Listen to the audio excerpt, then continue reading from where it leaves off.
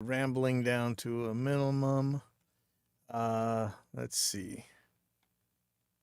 So when you're doing your dynamic splits in Reaper, you can go pretty handy here. I'm gonna get rid of all the dynamic splits for now. Let's oops, get rid of this guy. Okay. Trouble is, you could add your splits here on one track, and you can even add it to other parts of the group. So if I do that, view dynamic splits. So all I want to do is put in stretch markers here. And you can see I have add stretch markers to selected items and grouped items. And so anything in this drum group here is going to get a stretch marker here if I add it. And so I'm just doing this short little section right here with the kick drum. And if I add the stretch markers, bam, there they go on all the tracks, which is great. You can edit them from there. Trouble is, it's not on every snare. So there's some tricks and some scripts in order to copy, to put it just on the snare track and copy them to the other tracks. But that can be kind of sketchy. There's some funny things that can happen. So one of the easier ways to me to do this is to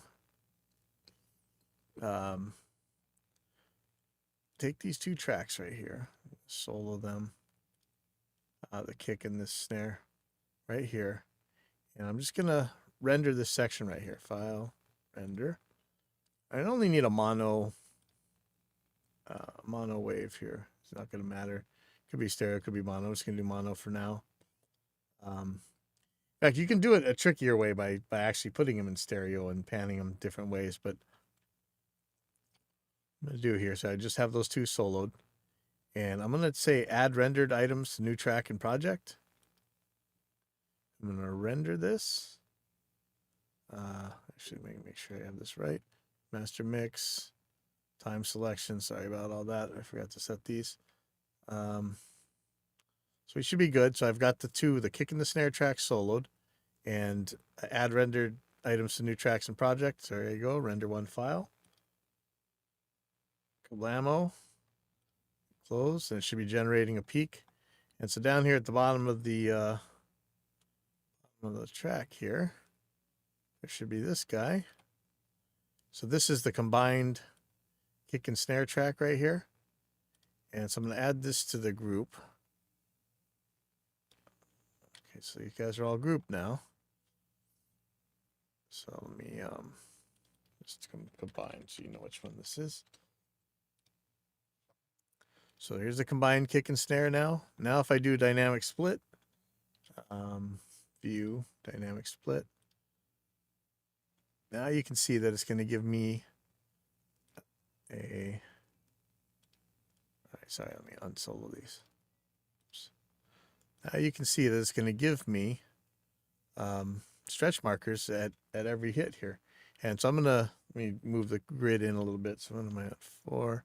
So here we go. So now you can see that everything's getting a hit, both the kicks and the snare. So I'm going to add stretch markers to selected item and group items. Add stretch markers, bam. Now we got kick and snare, both got the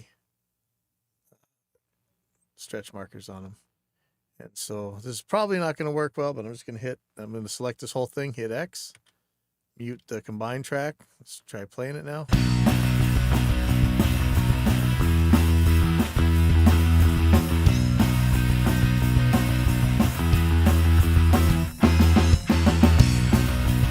See that? Didn't even have to mess with that. So there is like a tom part that I might have to do separate, but you know, everything got done, and I didn't have to do all kinds of crazy extra work.